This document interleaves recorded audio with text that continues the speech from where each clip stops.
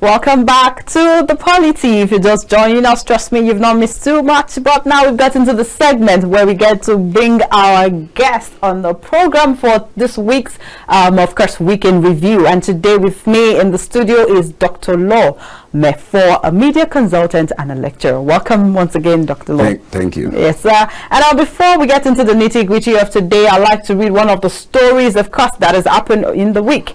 The coordinator, National Democratic Coalition Renewal Group, Professor Atilade Adeyo, on Tuesday condemned the letter written to United States President Joe Biden by Nigerian writer Chimamanda Adichie over the February 25th presidential election won by the All Progressives Congress candidate Bola Tinubu. Adichie had in the letter faulted the U.S. for congratulating Tinubu, who she alleged emerged through a lawful process on the grounds that the election was allegedly fraught with irregularities and violence, as well compromised by the electoral umpire. Bonadeko Renewal, which said Adichie's outburst betrayed our ethnic bias in a matter of national interest, urged the American president to ignore the letter in its entirety, describing its content as childish, seditious, and logical. And of course, with me still in the studio is Dr. Law Mefo, of course, to analyze post-election crisis. And Dr. Law, you've heard what I just said right now, which is quite laughable, but then it's not something we can totally ignore, given that Chimamanda Adichie wrote straight to U.S. Joe Biden, of course, to say why would he congratulate the president-elect. What is your take on this? I don't think Biden has congratulated the president-elect, to the best of my knowledge. Okay. And I think Chimamanda is sort of asking the president of the United States not to, at least not yet. Not yet. Until the victory of Tinubu is validated through the process. I think I agree with that on the whole. Okay. And the prof was saying it's smacked of ethnic bias and all that. It's not the Chimamanda I know. If Peter Obi had emerged in this process also, I believe she would also have faulted it. And I, for one, I do not believe that we follow the law in producing the president-elect, Asewaju Bola Tinubu, and that is where the whole problem is coming from. Process. Everything has to do with process. If INEC had done its work within the law and followed its own guidelines, reporting, uploading results real time as they promised, as the country provided for, as the Electoral Act provided for, there would be need for Chimamanda to be writing anybody. But INEC, so the prof who is attacking Chimamanda, for me, is a kind of misplaced aggression. Because Chimamanda's position is something that is anchored on genuine anger, what you may call righteous anger, righteous indignation. That you have a process that ought to have produced Tinubu in a way and manner the world would have applauded Nigeria. And you chose the path of infamy, and in the process reduced the beautiful arrangement the country funded and put in place to a Pyrrhic victory. That is what Tinubu's victory amounts to. And I keep saying that, if you had allowed Tinubu to emerge, nobody would go to tribunal. Let me tell you, this election would have been one election where there will be no need to set up any tribunal. Because the results will be arriving real time.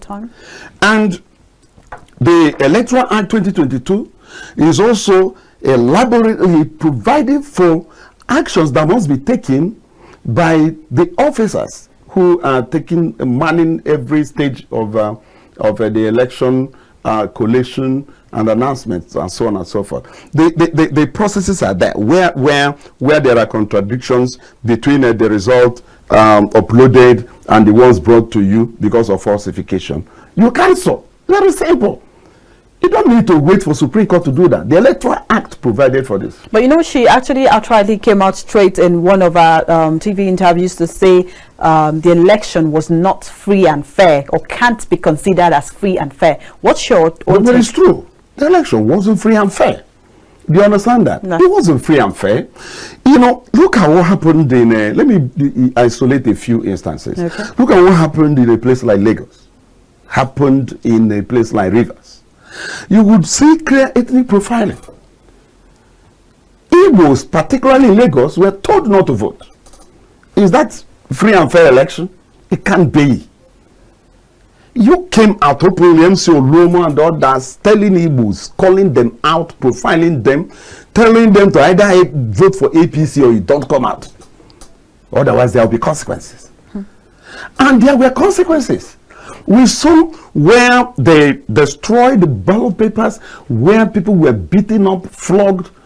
1 or 2 people even died. In this election, at least the official figure we have is 27 persons died. If 27 persons died, is that not an evidence that the election wasn't free and fair? Do you understand that? The only thing one would be saying is, you know, how widespread. Do you understand it? Because I am aware, I monitored the election. In fact, I was even on this studio that day during the presidential election. And, you know, I believe that in more than half of the states of Nigeria, election was really peaceful. I wouldn't say it was free and fair.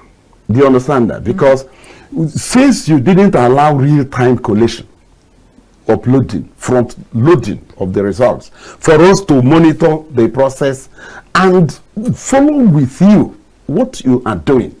You know, timely objections could be raised. You know, I hear people talk about professors, you know, returning people who were fraudulently elected. How would the professor know? Do you understand that? The first level of collation is at the ward. That is where you bring together all the results of the polling units, the ward level. So if that is the truth, do you have professors manning the ward collation center? For me, it's the most critical point. And that is where the falsification starts. If the falsification starts at the ward level, where the first level of collation takes place, how much attention are we paying to that? Very little. So we just wait, and we are talking about what is happening at the state level, where the professors are now the returning officers. That is where INEC failed the nation by not uploading, because if you uploaded, the professor will be able to be looking at the IREV portal, you know, and be comparing with what you are bringing, so that if there are objections being raised by political party agents, the professor who is now to return at the state level will be able to look at results uploaded real time from the polling units. I told you that even as we speak, more than 10,000 of polling unit results in the presidential election are yet to be uploaded. So you have a problem. What Chimamanda Adichie is saying is germane, is founded on facts. Do you understand that? And if we also want to look at it, whether Chimamanda had to write to Biden, as a way of protesting what has happened in her country, I think it is within her democratic right.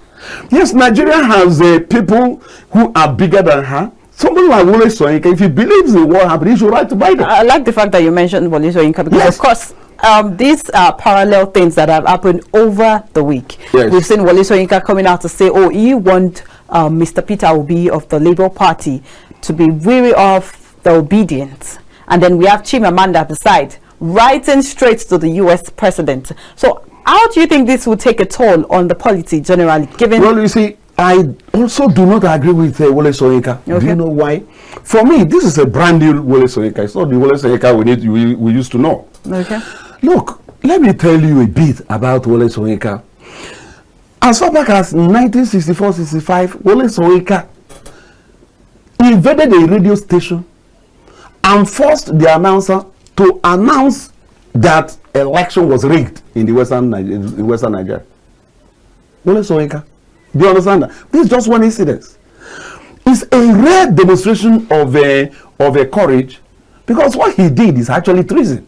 Wole Soyinka was committed to democracy, freedom, to the point that he joined Nadeko to fight the military. The military, yes. Under Abacha, Wole Soyinka was even sentenced to death. He was pardoned later when we had democratic rule returned to Nigeria. I'm giving you an example of who Wole Soyinka was. Then you compare to the Wole Soyinka we see today. It pales into insignificance, and it's something you can't quite understand. And I believe that Wole Soyinka, the dramatic change in his life happened when he took up the appointment offered to him by the military president, IBB, Ibrahim Badmus Babangida. Yes. He offered him a federal road safety corps. He was the one that actually started the commission. He didn't do well there. And from then on, Wole Soyinka, has been diminishing. I wouldn't think that this is a product of age. No, something. When you commit an incestuous, relationship, it has consequences. When you leave a divide where you belong to and jump to the other side, join the oppressors, because I call them oppressors, and you join them. When you do so, you turn your back on your primary constituency. This is what has happened with Wole Soyinka. Because if not so, Wole Soyinka cannot call obedience fascist. Fascism, if you know the word, it has to do with government. What we may call totalitarian government, right? That is opposed to democracy, opposed to freedom, opposed to everything. Obedience are not in government, and they are fighting for democracy. So calling them fascists is actually a misnomer. They cannot stand to logic. And again, for me, the original Wole Soyinka we have always known is the natural grand patron of the obedience. That is where he belongs. He should be the one shaping them. Saying, look, follow follow due process. You can't hush voice of freedom and still claim to be an activist. Okay, if you're saying you can hush words of voice of freedom, yes. And what is your definition of voice of freedom? Because what's on the streets coming from people is that obedience generally, they are not people that you can logically say you want to have a conversation with, because they feel like if you are saying Nigeria, the moment you are not supporting Obi, then you are not normal. According to the obedient. Well, so do you think this is actually a same thing? Because of course it's democracy, it's supposed to be government of the people. That is what I'm saying, that if I were Wole Soyinka, yes, I would take on them and guide them. So look, yes, you are for freedom, but you cannot suffocate another's freedom in order to institute yours. They need to be guided. Majority of them are youths and young, impressionistic. It will take genuine, fathering to be able to guide them and bring them to what they ought to be. Okay. I am not obedient. Maybe because of my age. I think they prefer. Actually, it's not by age. Because I'm not. I believe in Obi, but I'm not obedient. Okay. Do you understand what I'm saying? Because I believe that these are two different things. Obi is just, the poster boy, somebody they are queuing behind in order to achieve freedom, achieve good governance. I believe that the ideals are quite noble. The question is this: who then is an obedient? We need to understand this. If you define them well, you will discover that probably you are one without knowing. Do you understand that? Yeah. If you believe in freedom, if you believe in fundamental change in Nigeria and good governance, that is what I see as the group, called obedience to be pursued. That is what I see. And I believe, like I said, this, it's noble, it's patriotic, right? Yes, I'm aware that they don't take kindly to people who don't support radical change, total change in Nigeria. I'm aware that they don't take kindly to such people. That's what you get when you are dealing with a group that is politically immature, politically inexperienced. Do you understand that? Of course, every positive move or push has its own what you may call fallouts and so on and so forth. And that is what is going. But you cannot throw the baby with the bathwater away. It's not done. And that's what Wole Soyinka has done.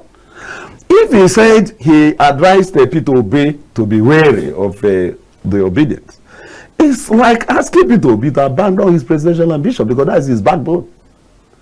Do you understand what I'm saying? That's his backbone. His support and everything, principally came from the obedience. It doesn't mean that they were the only ones that voted for him, but certainly they were the ones that drove the process of his campaign. And by so doing, they fulfilled one fundamental role for Peter Obi. Peter Obi started on a flimsy party platform, the Labour. I told you once that, look, that even though I granted that Peter Obi was an excellent presidential candidate, that I doubted that, Labour as a political party, was strong enough to erect a presidential victory. And that issue of structure was solved by obedience. Do you understand that? The ones that solved it by, coming together, forming the movement around Peter Obi and spreading and fanning out and covering up almost everywhere you couldn't find Labour. Before Peter Obi joined Labour, Labour was not found in up to 10% of Nigeria. The political space, the facts are there. So if obedience were able to do, that's something fundamentally positive that they brought to the political process. Do you understand what I'm saying? Yes, I got you. And of course, their cyberbullying and all that can be challenged under the law. Do you understand that? I'm not aware that they have physically, assaulted anybody anywhere. Cyberbullying, yes, I know. Some people have suffered it. I may have also. Okay. I know, for example, when many of them expected that I would leave PDP with Peter Obi and join Peter Obi's presidential process. I didn't. They didn't like it either. And I suffered bullying in their hands. But that didn't make me to take it out on them. I felt they were expressing their frustration with the system, not necessarily because of me. Their frustration is not me. I'm not the president of Nigeria. If you're saying they are expressing their frustrations, where has that frustration gotten them now? Because, as of now, we are all, everyone, whether you are obedient, whether you are batified or you articulated, as of this present moment, we have a president-elect. Yeah. And even at that, with the fact that some people are totally against the president-elect, everybody has been asked to go to court. Yeah. So why go through the cyberbullying? You would agree with me that this election is set to be one of the most prominent elections where even the layman wants to read and know about the Electoral Act, wants to know about, you see a layman telling you easily that, you're supposed to win 25 states, 75% in 24 states, and FCT, which is actually a very nice thing to say. So do you think there's a better way to actually go through all this process without having to throw jabs? Some questions have been going on, and people have been saying, is the election truly over? The election is not over. For example, the presidential election will be over when the Supreme Court must have spoken in the next 6 months. Okay. I don't see it coming earlier. If it comes, fine, but under normal circumstances, because the tribunal would take the time allocated to it, which is 180 days, and the Supreme Court will take another 1 to 2 months. So if you add all that together, it gives you a balance of 6 months ahead. Yes, the obedience may be overbearing. Let me use that word. Okay. They may be overbearing, but like I said, it's their own way of expressing frustration with the system. Do you understand that? There could be better ways. That's why I was saying that someone like Wole Soyinka, if Wole Soyinka is really sympathetic to the cause, he can guide them. He's a natural model because Wole Soyinka was one of the few that started, what you call political activism in Nigeria. Right from the colonial times, Wole Soyinka was one of the young, vibrant Nigerians that helped in fighting off colonial rule. So even if you have this activism coming from these young ones now, they are copying from the foundation you laid. So if they are not following well, it's your job to guide them. Do you get the point? Yes. But that's not what he's doing. He is writing them off completely, despite the obvious positive contributions they have brought to the political process. I have identified some.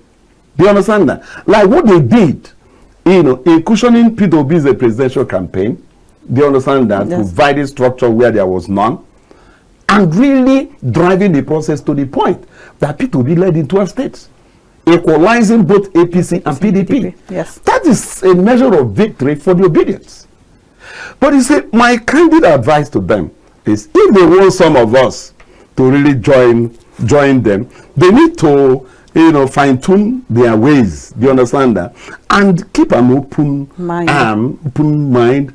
It doesn't mean that those of us in our 50s now are also part of those who ruined Nigeria. Of course, there's the notion of once you are old, we don't want old people in Nigeria anymore. You understand that? Yes. So where do you people want us to go to? What do you have to? Maybe leave the political scene for a while. Well, if that is what will give you people the space and peace you want, we may have to consider it. But I don't think so. You see, a revolution is supposed to be a zigzag movement. A process, an intervention between the old and the new. It has to be, I think it was V.I. Lenin that was looking at revolution as a new that cannot negate the old and the old that cannot negate the new.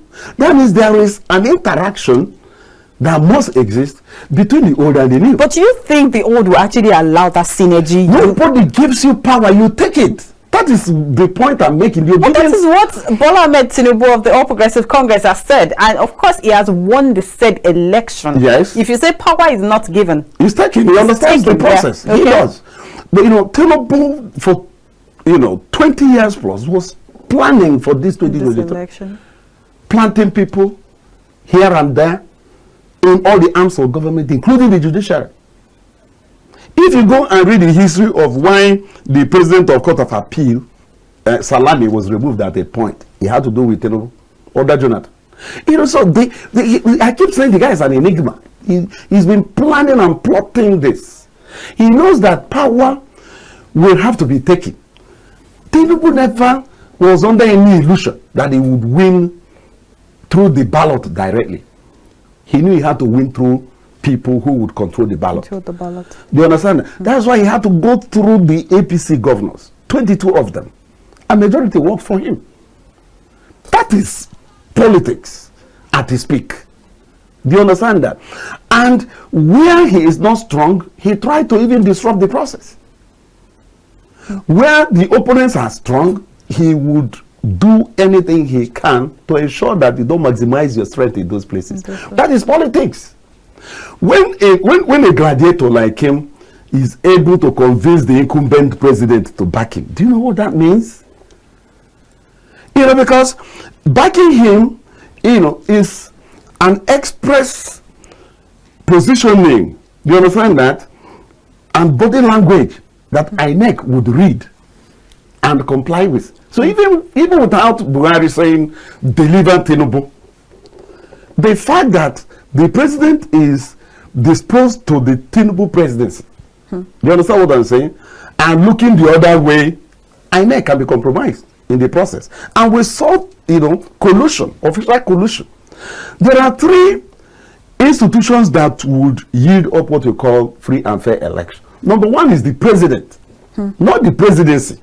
The president himself is the president that will start the process of ensuring free and fair election. We saw it under Jonathan. And allowing INEC the freedom to work, he even lost and refused to go to tribunal. That is not what Buhari did from all indications. Buhari was partisan. Obviously. Obviously, because he even took he showed the Yes, whole world that is against for. the Electoral Act. Because it's campaigning on election day. Those who hadn't voted and saw where the president voted will be sort of cajoled into following the president, yeah. to vote for the president-elect that we have today, or vote for his party. Yes, you know, the president ordinarily should support his party. We understand that, but again, you should also know that you are the father of the nation. The nation, yes. Do you understand that? Yeah. That means that you don't have to be overbearing to the point that you suffocate and close up the political space, to the point that, you know, freedom is not expressed, to the point where the wishes of the people, you know, don't find expression. Okay. Do you understand that? Yes. Don't find expression. And I keep saying, I am not saying, or I do not want to say that Tinubu couldn't have won. I'm not party to people who say that, because nobody can tell until we see the facts of what happened at the polling units. Theoretically, you don't even need, political parties don't even need, you know, INEC materials. Because the most important material they need is from EC8A. It contains the result issued at the polling unit. All the political party agents are given a copy. Police is also given a copy. Yeah. So if you have that, if you have that, all you need to do is to sit down and calculate. You will know by yourself whether or not you won. But you see, many of the incidents we saw were even to the point that many political parties, including Labour, didn't have agents in many places. So they don't have from EC8A. From EC8A, that means they have to rely on secondary sources. And that is why I keep saying that PDP and Labour must work together. Because when Labour doesn't have from EC8A, you know, PDP may have, and they will bridge the gap that way. If they don't collaborate, they may not win this thing at the tribunal. Because I keep saying the only thing that will make, you know, Tinubu lose at the tribunal is statistics. 1 + 1 + 1 + 1. Yeah. Do you understand that? If such computational errors gave Tinubu victory, there is nothing a judge can do. There is nothing a tribunal that wants to help Tinubu can do. Because the figures can be computed by anybody. Do you understand that? Yes, sir. You know, and when you follow the law and cancel election in areas where manipulation took place, evidence. You have evidence that these polling units manipulations took place as shown in the mutilated results. When you calculate the value of the cancellation, and it is more than, if it is more than, you know, the margin of victory, Yeah. the tribunal will have no choice other than to call for a runoff, not a rerun. A rerun will happen if you are talking in terms of total cancellation. A runoff will be between number 1 and number 2. But the question is, will Tinubu remain number 1? Do you understand After that? the statistics, because if he results in a runoff and Tinubu, after the recalculation and recomputation, drops to number 3, he will not be part of the runoff. Do you see the drama we are facing? So that is why I am saying that the opposition party, if they want to get anything out of this, you know, looking at, I saw one of the arguments that Shettima was nominated twice. He was to go for Senate, and he was also asked to nominated as a vice presidential candidate. It's happening within the same party. A political party can draft its member from one position to another. So I don't see that as offensive. Opposition should focus on figures, prove manipulations, prove, so that they'll be able to secure cancellations in enough wards, in enough local governments, in enough states.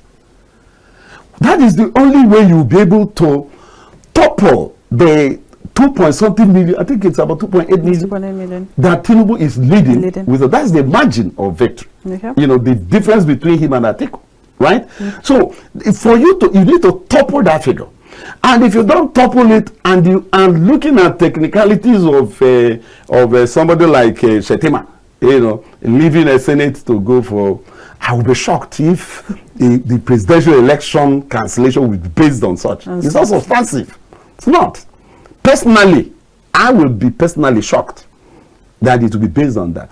You know how much we committed to this presidential election? The general election generally, about 395 billion. And the question so is, when we talk about cancellation, you are talking about committing at least 200 billion for another process. The tribunal will worry about that figure. So if you want them to throw that route, you better prove it too. It's not going to be based on technicalities. Take this to the bank and it will cash, because the presidential election petition is both legal and political. Do you understand that? Yeah. It's both legal and political. The judges, they are Nigerians. They are looking at the mood of the country. They are looking at the overall implications of having to torpedo a process they ought to be stabilizing. Don't forget, there is what is called presumption of consistency, of compliance on the side of INEC. That is to say that even the tribunal presumes that INEC did its work according to law. So if the onus of proof that INEC didn't do its work according to law is now on the litigants. You see where the problem is? You saw the reply of INEC, because INEC also is a party to this, so they have made their own representation to the tribunal, and they wrote off the petition of both Obi and Atiku as inconsequential. Do you understand that? You know, in fact, they described in very unkind and uncharitable terms, dismissing the applications as abuse of court process, as trivial, frivolous. These were some of the words used by INEC. Why not? They hired their own sons. Don't forget they have a budget of 3 billion for election matters. You know, so the lawyers are swarming around INEC to have a peck of that 3 billion. All right, Dr. Law, let's quickly take this short break, and when we return, of course, the Polity continues.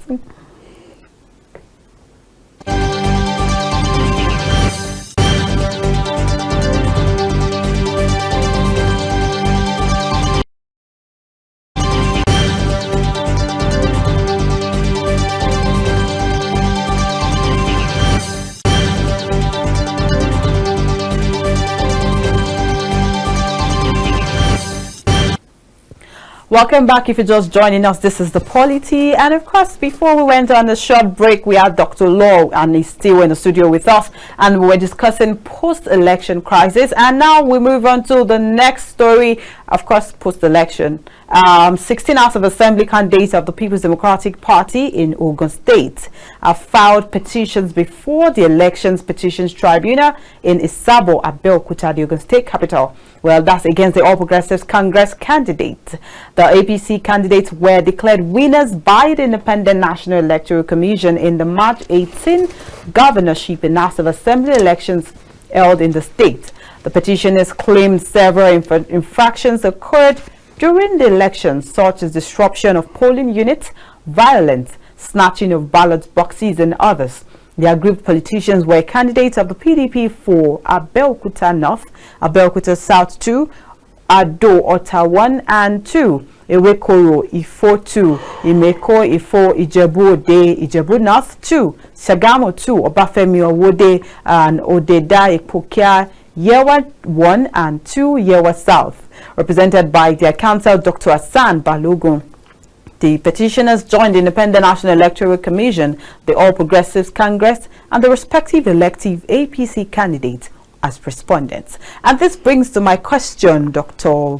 Law, and there's been lots of course, tribunal cases going to court after the election. How is this going to affect the polity as a whole, given that election is supposedly ended, but then it looks like there's still a lot of things occurring right now? Because it looks like we are going to actually dedicate the next 1 year into fixing court cases, even, and then that means they have 3 years to actually work. You have 2 levels of election matters. Yes. Some are pre-election issues, and some are election proper, yes. Matters. Pre-election matters can linger. Okay. Do you understand that? To ad infinitum. Okay. But the election matters proper will really end in the next, in the next 6 to 8 months. Okay. Because they are time barred. I told you earlier that the Electoral Act allocates 180 days, yes. which is already running.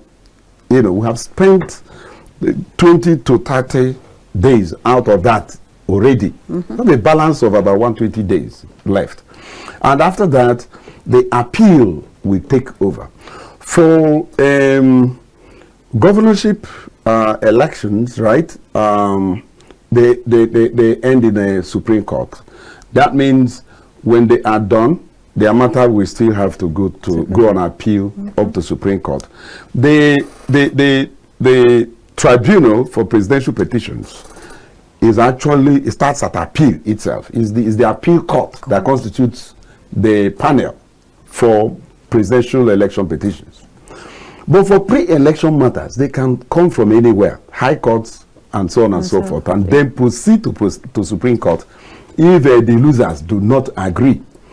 Now, what that means is that, yes, people who are declared winners and their matters are in court, they are fighting tooth and nail to remain in office, right? Mm-hmm. Like Tinubu will not be sworn in as an acting president. He will be sworn in as substantive president of Nigeria. Do you understand that? Commander-in-chief of Nigerian Armed Forces. It means that he will use all these state apparatchiki to keep himself in office.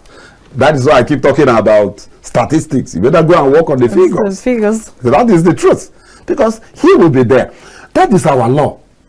It may be horrible, but it's the law. And any law, no matter how obnoxious, remains the law until it is set aside. Because for me, I don't think it is right for anybody to assume substantive position when the issue of determining the validity of the election has not been settled. Exactly. Because now, law. This begs my question. You are going to be in the office for 180 days, which has started counting. And of course, okay, let's say 40 days has counted. And then you get sworn in May 29th. Yeah. And then peradventure, the Supreme Court actually make mention of the verdict is going to be in charge in favor of someone else. But we've had over a year where you've been the president, and then you've been paid salaries. You've been working. You've been working for that 1 year. but then it brings to my question: we do not even have enough resources in Nigeria to say we are going back and forth. We still have lots of loans that we've taken, and then we have. As of a few weeks ago, we tried taking a loan from one of the Chinese banks, and they rejected, and then the Senate had to see it again, and then they tried to look for another bank to take that loan from. Should we actually be facing this in Nigeria now? Are we not supposed to? Were INEC prepared enough? INEC enjoyed fantastic preparations. They did. They truncated the process by themselves and brought this calamity upon Nigeria. That's the problem. That is why I am bitter with what INEC did. Because if they allowed the Electoral Act to play out the way the whole thing was arranged, go and read the INEC election guidelines 2022. It opens by saying, pursuant to Electoral Act 2022. Their guidelines. Go and read section 38, where it clearly expressly provided for uploading of results from polling units by their own guideline, and they abandoned all these things. That is why you have this problem. Because if they uploaded the results, let me tell you, nobody will need to go to court. To do what? Because you saw it. You saw how you lost. But a situation where in a place like Rivers, I keep talking about Rivers, Party agents were not even allowed to access collation centers. Do you understand that? Party agents were not given from ECHA. And that is what they should take back to their political parties. They were not given in many instances.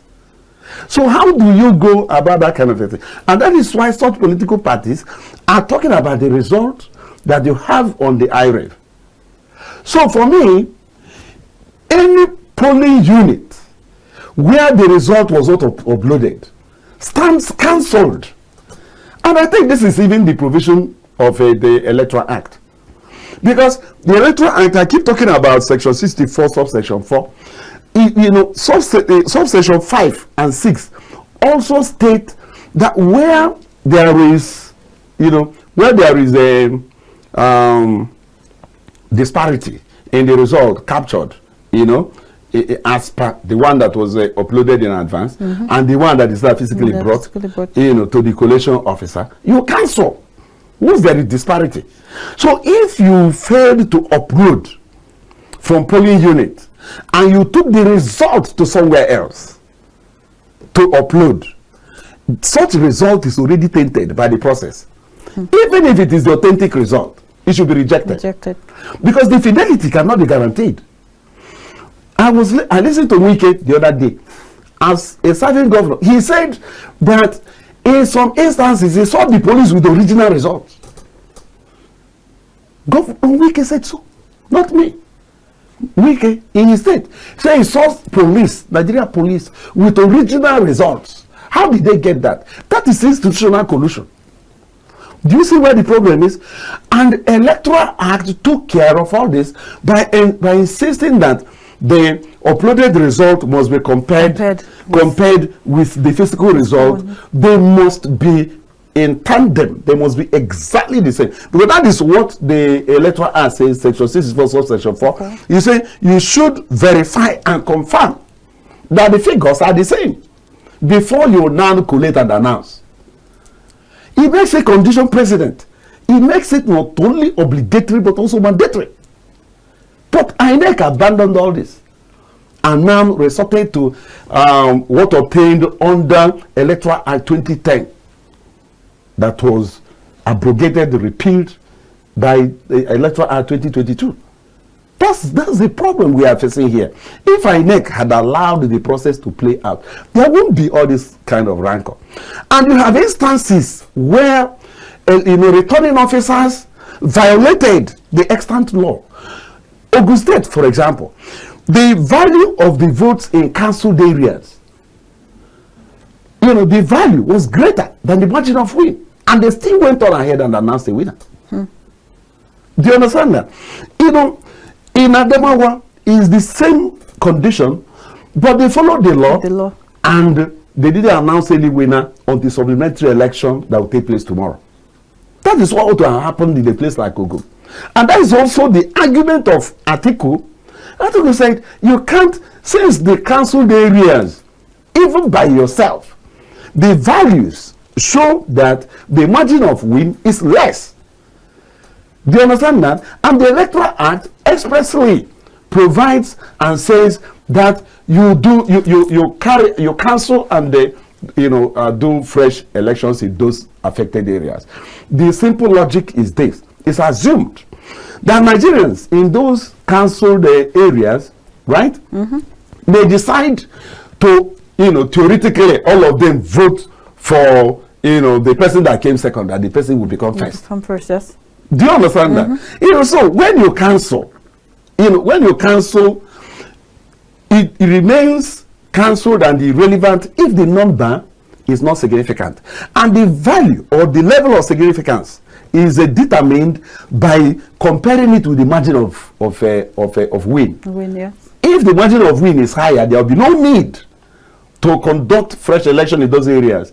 The reason is also simple, because if you conduct fresh election, the person that has won will still win, even if the whole people vote for the person that came second. Exactly. Do you see that? But it's not the case in Ogun. But they went on and announced, regardless of the fact that the value of cancelled votes, the value was higher than the margin of win. You know, so INEC didn't do a good work as far as I am concerned. And everything they needed to deliver was given to them. Funds, Electoral Act, everything. You know, technology. I told you, 105 billion to set up INEC IREV. 105 billion. You abandoned it in the presidential election. Even till today, you can't upload the whole results. The question is why? Why can't you upload the whole results? You can Google it. Just say IREV. You see presidential election. You will see the percentage uploading. You see it. Then you check the balance and find out a figure. You see that it's more than 10,000. Up till this moment. You know, so what is all this? What is all this? We know that in Africa, election is tainted and all that, but must we take that as a given? Why can't we be moving, upgrading and what you may call pro-democracy? That is, you are moving towards democracy, but we are moving around in circles in what I call, civil rule. Civil rule is not democracy. Democracy is where the people choose their leaders. It's not when and where an oligarchy, a handful of people will decide who will become what. That is why I love what Obi did in a place like Southeast. He altered the entire equation. And those old gladiators retired, removed from the equation. People for once had power to say who would be what. It's not to say that the elections in the Southeast were so perfect. No. But again, to a very large extent, the voice of the people could be heard, was heard. And I believe that is what it should be across board. So there is hope, I agree. But those who are holding the reins, we need to go back to a wise report and remove the power to appoint the next chairman from the president. If you don't want to have another Professor Mahmood. Do you think that is possible? It is possible. Why will it not be possible? Is the National Assembly proclaiming the law? If they are serious enough, if they pass the law and the president vetoes this, they can veto the president. Because what you do is, where the president vetoes and refuses to sign, the National Assembly, if they pass the law by 2/3 majority the second time, it becomes automatic. Automatically the law, regardless of the assent of the president. So if they know that this is the way to give Nigeria democracy, that is the way to go. But themselves are beneficiaries of this flawed system. That is why they are not likely to pass such a law. We keep pushing. I know the extent the civil society went to be able to get the Electoral Act 2022 signed into law, to even bring in the electronic component, that real-time uploading of results. To get those things into the Electoral Act took a lot of pressure. Mahmood was part of the process. So why go through all that stress? That is why I said he's not working out of his own volition. He's under a different thing altogether. This is not the Mahmood that worked for the Electoral Act 2022 with us. It's not. Because even at a point, as of last year, there were rumors then that they had plans not to, of course, transmit results in real time. And he came out and refuted. No, it can't be that there must be real time. So something happened along the line. Higher forces prevailed on him to derail. Higher forces. And I want to believe that such higher forces cannot work against the interests of the president. That's the truth. Okay. Because this is treason. I'm telling you the truth. If Mahmoud did this on his own, there is no way Buhari will forgive him. Because do you know the implication of this? Now you have brought the whole country into global opprobrium. We are now looked at again as pariah state. That is what this whole thing is unraveling us. Go and read, global newspapers, how they described our elections. Do you understand that? Even coming from election observers, we've seen a Yes. lot from them. Look at the charade. Look at the the way we ridiculed ourselves. Former presidents from Africa, alone were 4 that came here, led by Uhuru Kenyatta. Do you understand that? 4 former presidents came here as observers to watch us dance naked in the marketplace. This is unbelievable and therefore unacceptable. And I tell you, if you don't prize that power from the hands of the president, it's not a matter of Buhari, because he's not the first person to exercise this power in this manner. Okay. Yes, Obasanjo did that in 2007 with Professor Maurice Iwu. I told you, we were here voting. People were voting, and Iwu was here in Abuja announcing the winner. People were voting in states. Winners. Do you know that Iwu returned Yaradua with 27 million votes? 27 million. Followed by Buhari 6 million, Atiku Abubakar 2 million. Right? So if you add all the figures together, that gives you about 34 million. Now compare to the just concluded presidential election, where you had less than 25 million. So it shows you clearly that the figures were just manufactured. No, because if you could deliver 34 million in 2007, what is the logic to justify that you could return only to less than 25 million in 2023? So something. And it's because the announcement was not based on figures from the states. That's why I told you that he was announcing the result here, whereas collation and voting were still going on in states. He wasn't punished. Maybe if he went to, because that's one area where see, if I were Yaradua, I would try you. I'm telling you, I'll try you. And if he had gone to jail, if Mahmoud is giving the same instruction, he will resign and run out of Nigeria. But because there will be no consequence. That's the problem.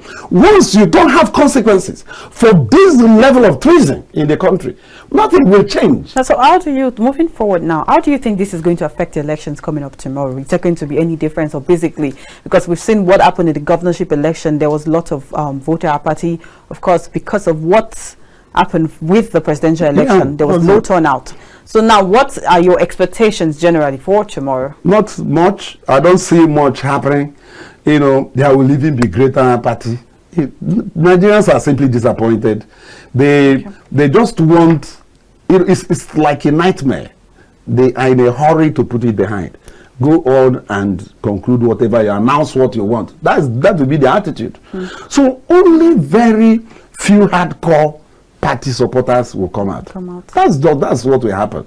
And they will conclude the process, and then, of course, wait it out to hear what the Supreme Court will say in each case, and then we move on and inch into another election cycle and repeat the same charade because of what we call the Piper syndrome. If you don't remove it, election will never be free and fair in Nigeria. All right. Thank you very much, Dr. Law. It was really nice to have you on the program. And the pleasure is mine. They are working to remove, of course, the Piper syndrome. Our viewers at home, you've heard that, and that was Dr. Law, for media consultant, and of course the lecturer. Thank you very much once again for being on the program with us. And that is where we come to the end of the Polity for this week. Thank you to our viewers at home, and of course we are sorry we couldn't take any call for today, but do well to, of course, stay tuned next week. I remain Messi Babajide. Bye.